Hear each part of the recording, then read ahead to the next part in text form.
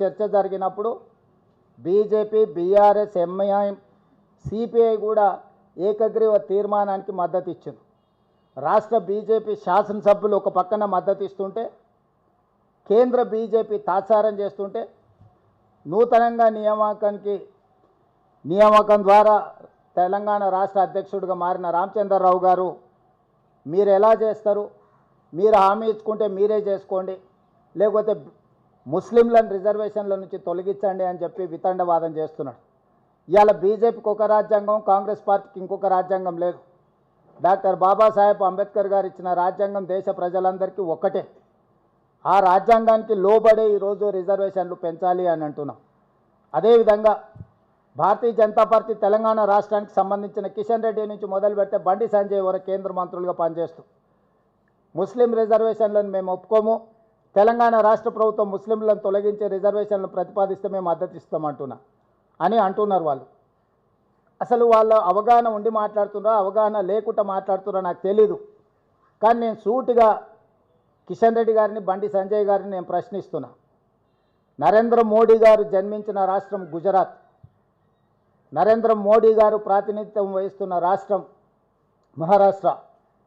భారతీయ జనతా పార్టీకి మూలాలలో ఉన్న సిద్ధాంతకర్తలైన ఆర్ఎస్ఎస్ కేంద్ర కార్యాలయం మహారాష్ట్రలో ఉంది.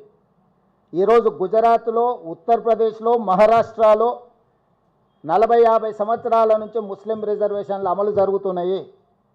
నిజంగానే మీరు ముస్లిం రిజర్వేషన్లను తొలగించాలి అని అంటే, తొలగించే ధైర్యం, చిత్తశుద్ధి మీకుంటే గుజరాత్ నరేంద్ర మోడీ పుట్టిన రాష్ట్రంలో ముస్లిం రిజర్వేషన్లు తొలగించండి. ఈ దేశ ప్రధానమంత్రిగా, పార్లమెంట్ సభ్యుడిగా ప్రాతినిధ్యం వహిస్తున్న ఉత్తరప్రదేశ్లో మీరు ముస్లిం రిజర్వేషన్లను తొలగించండి.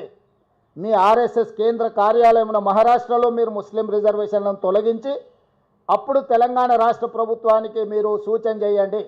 మేము 3 రాష్ట్రాలలో రిజర్వేషన్లు తొలగించినాం, తెలంగాణ రాష్ట్రంలో కూడా తొలగించాలని చెప్పి వాళ్ళు మాట్లాడితే అర్థం ఉంటుంది. వితండవాదం చేయడం ద్వారా వాళ్ళు సాధించేది ఏం లేదు. ఇది ముస్లిం రిజర్వేషన్లను అడ్డుకోవడానికి చేస్తున్న కుట్రగానే మేము భావిస్తున్నాం తప్ప ఇంకొకటి కాదు. నిజంగానే భారతీయ జనతా పార్టీ, అమిత్ షా గారు ఒక మాట చెప్పారు, కొన్ని దశాబ్దాల క్రితం నుంచే మేము ముస్లిం రిజర్వేషన్లు అమలు చేస్తున్నాం గుజరాత్లోని ఒక ఇంటర్వ్యూలో. మరి ముస్లిం రిజర్వేషన్లు అమలు చేస్తున్నాం, భవిష్యత్తులో మేము అమలు చేస్తామని చెప్పిన అమిత్ షా గారిని భారతీయ జనతా పార్టీ నుంచి సస్పెండ్ చేస్తారా? కాబట్టి ప్రజల్ని తప్పుదోవ పట్టించి ఒక భావోద్వేగాలను రెచ్చగొట్టి రాజకీయ ప్రయోజనం పొందాలని ఎవరినో ఒకరిని, ఒక వర్గాన్ని అడ్డం పెట్టి వాళ్ళని సాకుగా చూపించి రిజర్వేషన్లు అడ్డుకోవాలనే ప్రయత్నము ఈరోజు భారతీయ జనతా పార్టీ చేయదలుచుకుంటే ప్రజలు తెలంగాణ రాష్ట్రం నుంచి పూర్తిగా తూర్చిపెట్టేస్తారు బీజేపీ పార్టీని.